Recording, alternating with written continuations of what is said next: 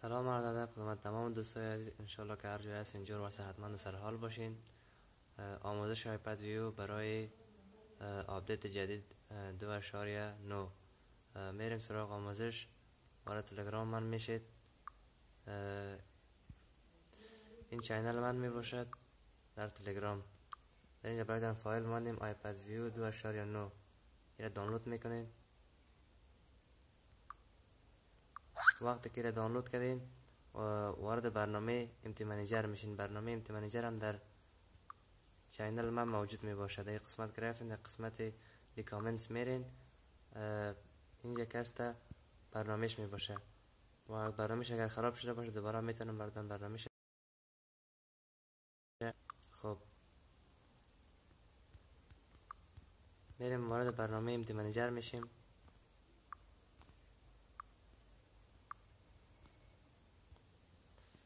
خب اینجا وارد برنامه امتی منیجر میشیم که برنامه منیجر این می باشد. وارد برنامه امتی منیجر که شدیم میاییم که در فولدر دانلود که آمدیم پیدا میکنیم که فایل آیپد ویو 2.9 را پیدا میکنیم. واردش میشیم و در این بخش که هست انتخاب میکنیم اندروید دیتا را و بعد میریم بالا کامتنسین آی جی این را کلیک میکنیم. روی فایلز اینجا کلیک میکنیم بالا ازی اکسره که میزنیم روی گزینه اول کپی اند ریپلیس می باشه. روی آخری را اپلای میکنیم تو سابسکریپشن کانفلیکت این را کلیک میکنیم و علامه سبز که سمت راست برای ما روشن شد و فایل ما فعال شد. میبینیم که فعال شده یا نشده. خب حالا وارد پابجی میشیم.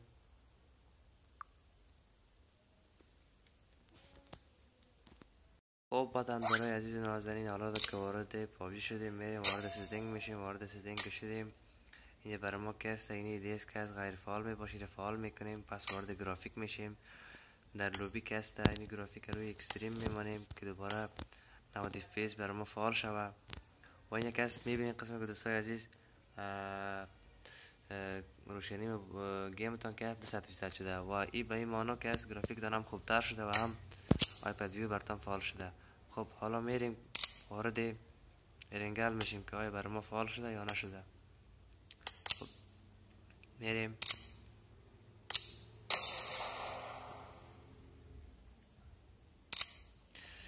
میبینیم که آیا برای ما آیپد ویو فعال شده یا نشده.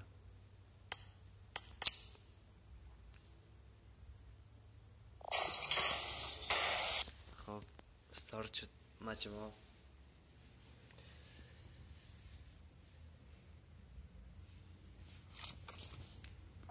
نه بخیر. تنظیمات من را چی شده است؟ این تنظیمات اصلی من می باشد. والا گفتنم من دوستای عزیز در این بخشم به شما یک کم مشکلات کار ایجاد کرده. این 50 شده ایره میبینید غرض نمیگیرین. اف پی و تی پی را روی درجه خودش که از غرض نمیگیرین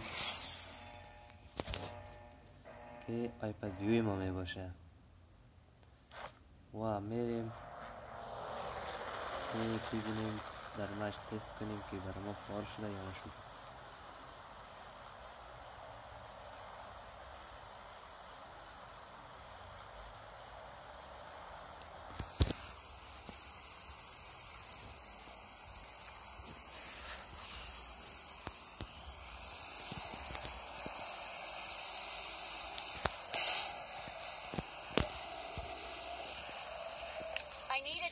همینجا لند میکنیم که خوبتر می باشه.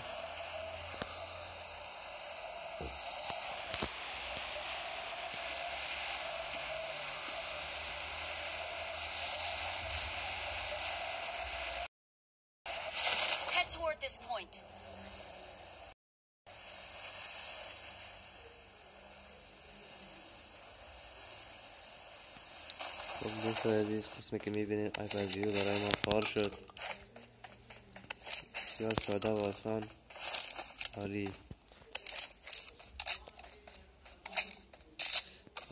نشان شما بعد چیزهای شما که هست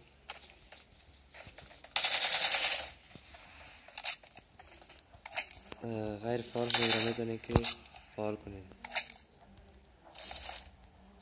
مثلا اسکوپ که بکنین پیک که بتین اسکوپ میکنه.